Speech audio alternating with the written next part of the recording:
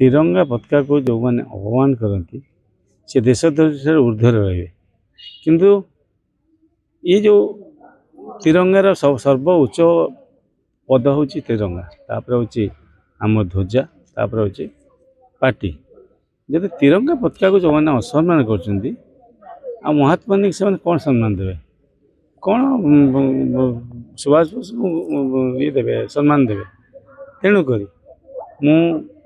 भगवान कथर प्रार्थना कर दोषी कठोर कठोर दंड पाऊ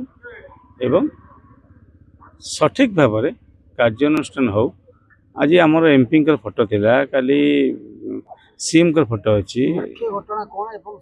मुख्य घटना हूँ तिरंगा को किसी लोक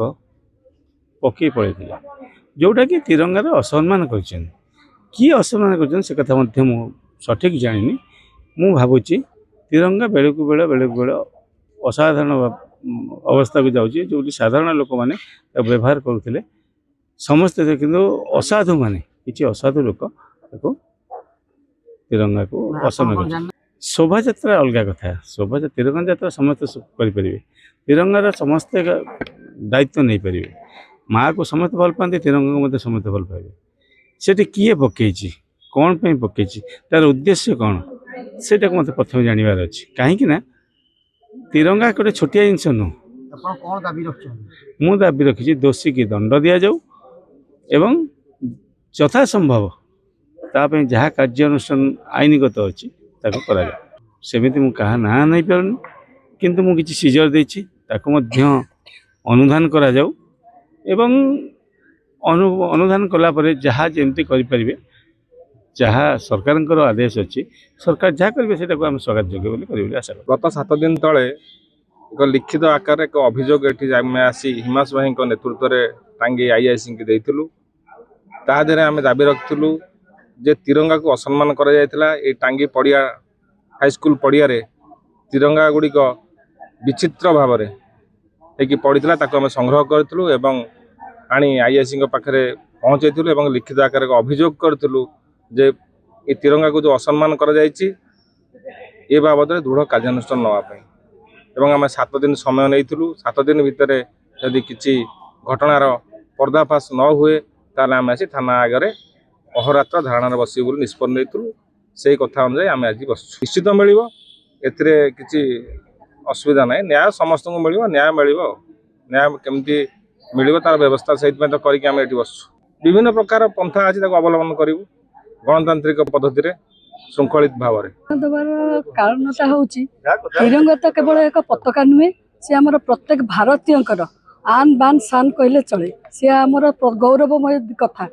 ताकू जो अवमानना करा जो मैंने करपर्यंत धरा न पड़ी ये आईआईसी महोदय से पर्यंत धरी ना से पर्यंत आम हिमांशु भाई सहित रहीचु आमर अनशन दाबी रही जी आम तो क्या देखिनु किए जी कर दोषी की धरतु आमको न्याय प्रदान कर जाओ एतिक हूँ कथा कारण तिरंगार असम्मान आम केबे भी बरदास्त करूँ ना जेपर्यंत कार्यानुष्ठान नपर्यंत हिमांशु भाई बसवे आम सहित बस मो नाम मीनकेतन दास 7 दिन तले जो तिरंगा को असम्मानित होता से सालपुर नेता हिमांशु महांती एतला देते आईआईसी महोदय 7 दिन भितर कार्यक्रम करें जे दोषी जी मानने दंड दि धर किंतु एपर्यंत किसी पदक्षेप नहीं किसी प्रोसीडिंग करना जेहेतु गोटे जातीय पताका माँ को असम्मान होती